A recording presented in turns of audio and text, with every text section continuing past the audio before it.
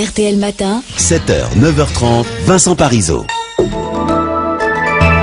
Il est 8h15 et ce matin Yves Calvi, votre invité, est un chirurgien cofondateur de Médecins sans frontières et Médecins du monde. Bonjour Jacques Berès. Bonjour. Merci beaucoup d'être avec nous en direct. Vous êtes chirurgien, cofondateur de Médecins sans frontières et Médecins du monde. Comme vient de le rappeler Vincent, vous êtes vous-même intervenu 2 fois en Syrie pour tenter de sauver des vies et réparer les corps mutilés par les armes qu'utilise le pouvoir pour massacrer sa population. Hier soir, le président Hollande évoquait pour la première fois la possibilité d'une intervention armée.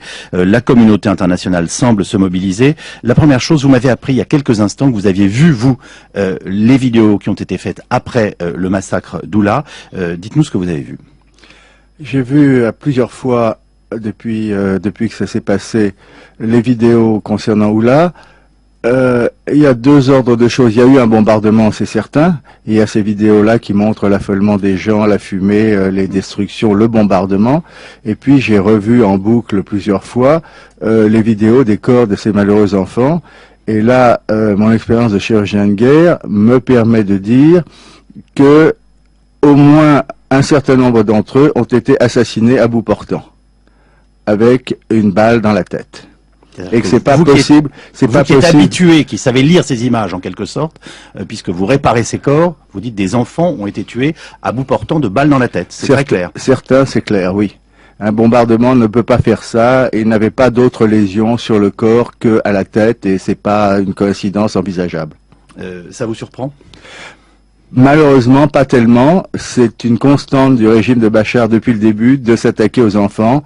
Je vous rappelle que vous le savez, mais peut-être tous les auditeurs ne le savent pas, que la révolution a commencé avec la torture des enfants de Dera, qui avaient simplement tagué les murs de leur école, qui ont été torturés quand les parents sont venus demander leurs enfants.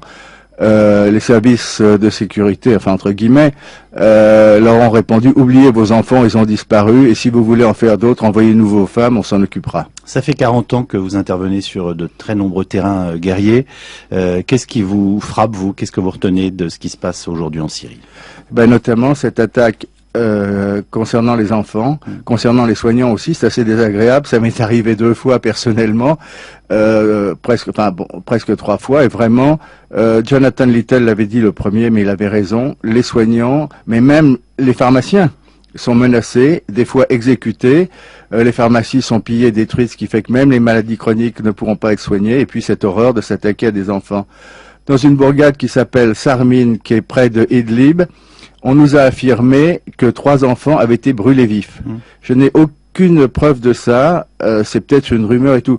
Mais il s'est passé quelque chose de terrible à cet endroit-là parce que les gens de la bourgade sanctuarisent l'endroit où c'est censé, excusez-moi, s'être passé. Donc au minimum, dans je dirais l'échelle de la barbarie, vous nous dites ce régime attaque des enfants et attaque les soignants, qu'ils soient pharmaciens, infirmiers ou médecins, qui veulent intervenir auprès des malades et des blessés, on s'est bien compris. Absolument. Et le corps médical syrien, pour beaucoup, a été en prison. Certains ont été torturés. Moi, j'ai travaillé avec des médecins syriens qui avaient été et en prison et torturés. Ça calme les gens, vous comprenez, les geôles de Bachar.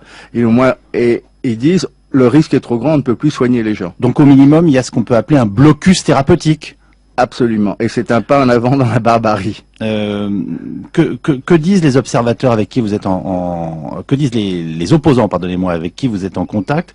Vous nous disiez qu'ils estimaient que les observateurs étaient devenus un danger pour eux, les observateurs internationaux. Alors, qu'est-ce que ça veut dire? Non, bien sûr que non. Les observateurs sont forcément l'amorce de quelque chose de positif, mais il y a un effet collatéral pervers qu'il faut dénoncer, c'est que quand un citoyen syrien quelconque essaie de s'adresser directement aux observateurs, il est automatiquement pris en photo par les services secrets et que ces images conduisent sa famille à être inquiétée, lui-même des fois en prison. Et donc aussi les gens hésitent.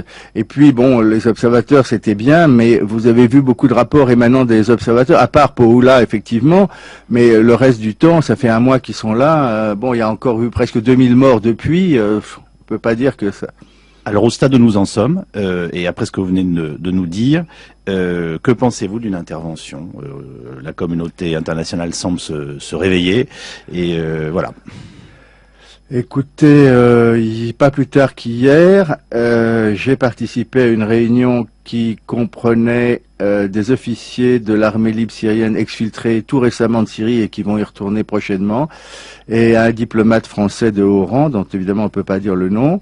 Ça a été envisagé, mais honnêtement, personne, il y a des déclarations, il y a des effets d'annonce, des effets de manche, mais personne ne semble avoir envie d'y aller. Bon, ça risque d'être un bourbier. Le massacre de Loula signifie probablement que Bachar el-Assad essaye d'entraîner tout le pays dans la guerre civile, ce qui n'était pas le cas avant. C'était vraiment des gens qui s'opposaient politiquement, d'abord pacifiquement, puis pour se défendre de façon armée, mais qui s'opposent à un régime politique horrible.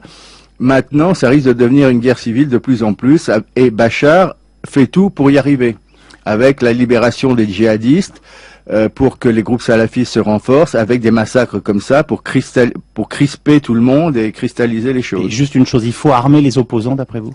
Ah ça, je pense tout à fait, oui. Ça, il faut armer les opposants.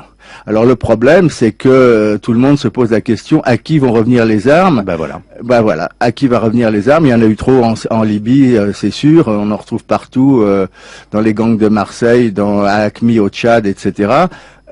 Ça risque, bon, mais il faut quand même armer l'opposition, c'est clair. Le général Hachem, qui est une figure éminente de l'opposition, était interviewé hier soir sur CNN, et il a dit des choses très justes et très importantes sur l'armée syrienne dont tout le monde se fait une montagne, en rappelant que leur niveau de morale, leur niveau de corruption n'en faisait pas probablement une armée hyper efficace. Pour massacrer une population, ça va, mais s'ils devaient s'affronter avec une armée en face, probablement il s'écroulerait assez vite. Merci beaucoup Jacques Berès. Je rappelle que vous êtes chirurgien, qu'il y a un peu